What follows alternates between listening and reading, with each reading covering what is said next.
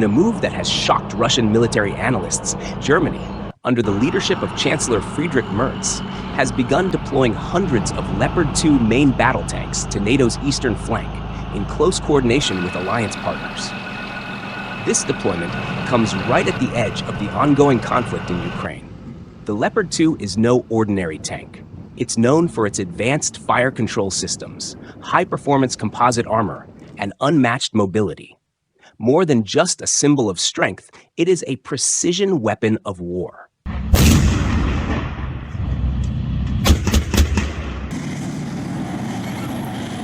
now, hundreds of them are heading toward the Russian border. This development has sparked serious questions.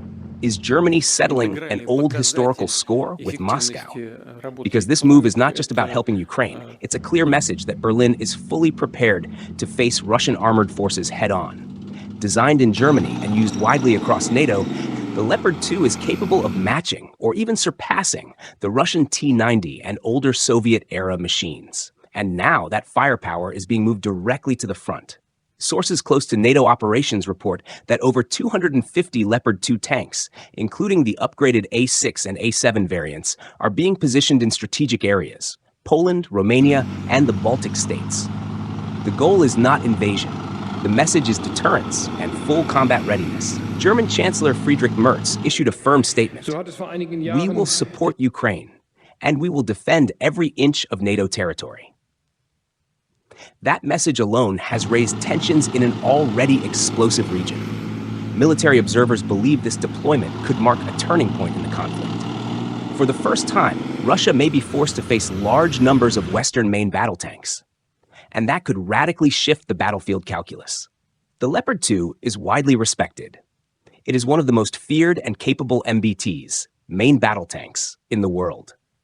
Designed during the Cold War as a direct response to the growing threat from the Soviet Union, it was developed by Krauss-Maffei-Wegmann, KMW, in the 1970s.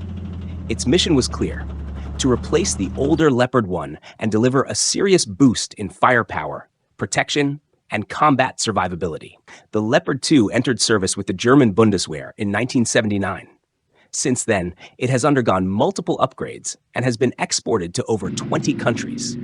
Its edge lies in the combination of cutting-edge technology and battlefield toughness. It features the powerful Rheinmetall 120mm smoothbore gun, either L44 or L55 depending on the variant, capable of destroying armored targets at long range with deadly precision. Its advanced optics and digital fire control system allow the crew to track and engage moving targets even while the tank itself is on the move. With a 1,500 horsepower MTU diesel engine, the Leopard 2 can reach speeds of up to 68 kilometers per hour and has a range of around 500 kilometers, offering impressive mobility for a vehicle of its class.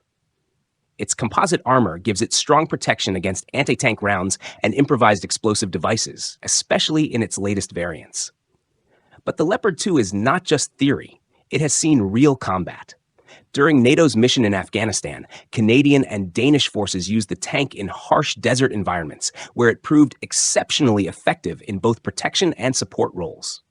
However, Turkey's deployment of older Leopard 2A4s in Syria exposed its vulnerabilities against modern anti-tank guided missiles, ATGMs, highlighting the importance of upgraded armor packages in modern warfare.